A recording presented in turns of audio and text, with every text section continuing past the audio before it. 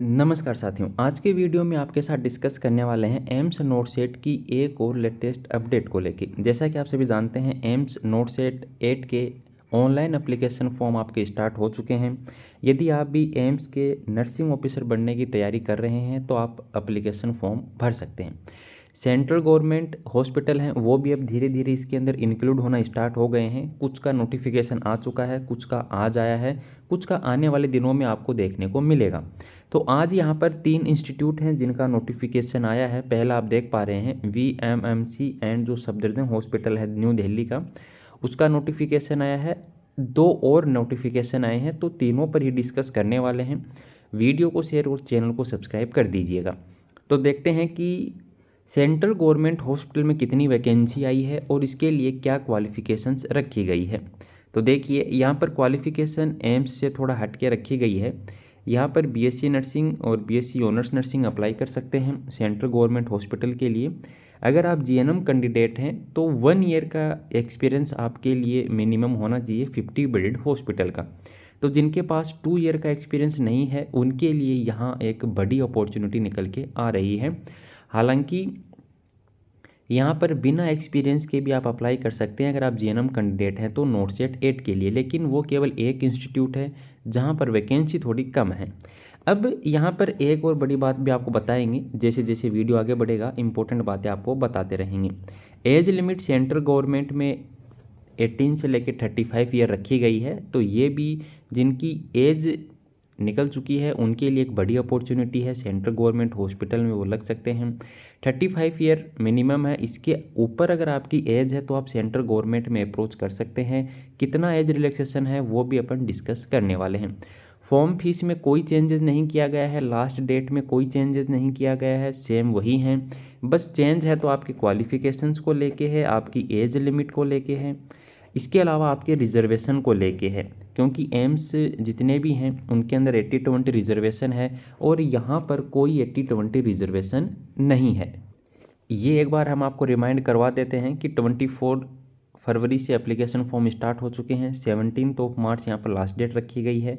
Form भरने में अगर आपसे कोई गलती हो जाती है तो वो 26 मार्च से लेकर 1 अप्रैल तक आप यहाँ पर एडिट कर सकते हैं।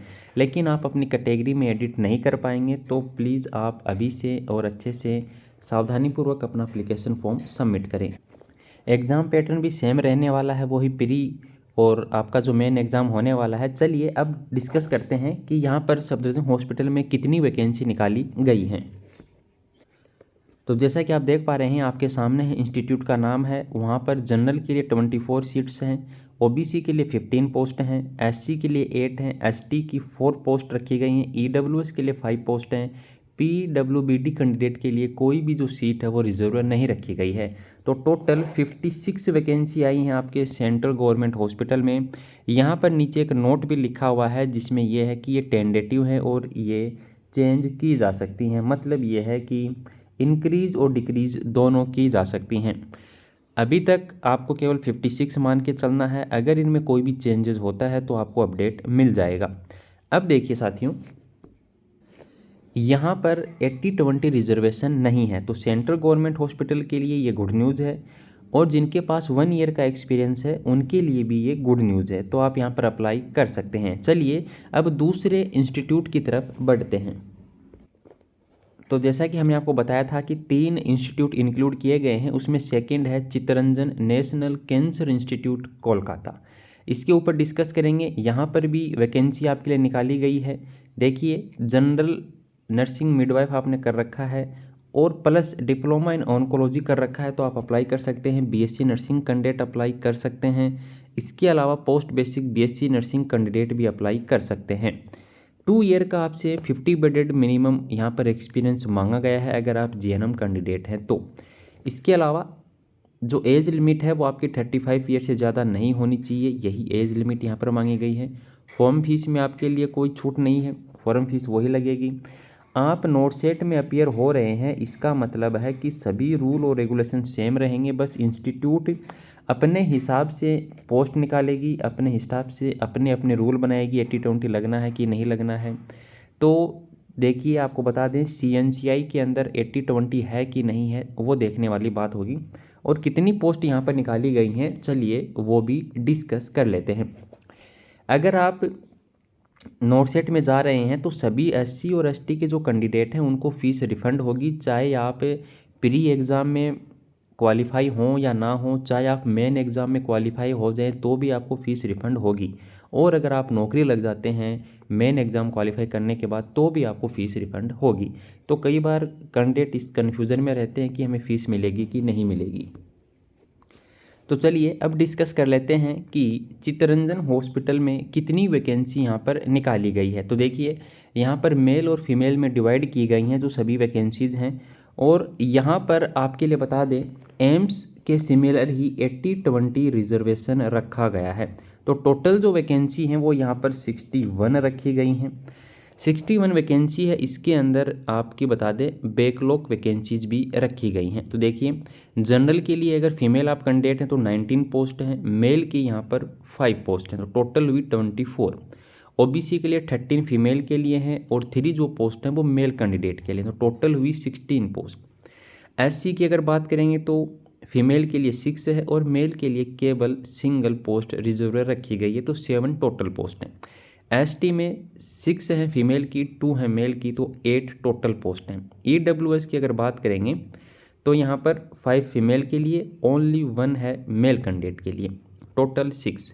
पीडब्ल्यूबीडी कैंडिडेट के लिए मेल फीमेल में कोई सीट रिजर्व नहीं है, मतलब कोई भी वैकेंट नहीं है, तो 61 हुई है टोटल। इसके अलावा देखिए यहाँ पर जो है ये बता रहे हैं, इन्होंने बताया है कि जो उनकी 5th मीटिंग हुई थी 2022 में, उसमें 80% जो रिजर्वेशन है वो फीमेल को है और 20% वो मेल को है। ये नंबर यहाँ पर दिखाए गए हैं।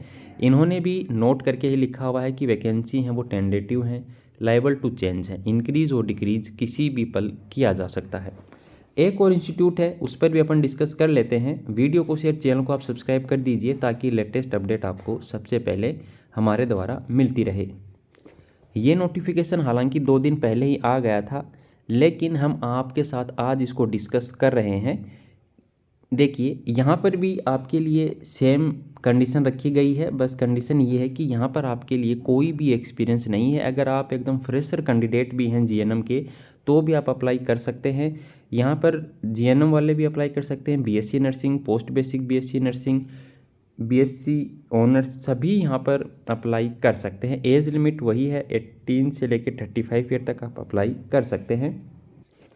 टोटल पोस्ट की अगर बात करें और रिजर्वेशन की अगर बात करें तो यहाँ पर कोई 80-20 रिजर्वेशन नहीं है। टोटल जो पोस्ट हैं वो 11 रखी गई हैं। तो यहाँ पर जो आपके लिए टोटल पोस्ट निकल के आ रही हैं वो अभी तक आई हैं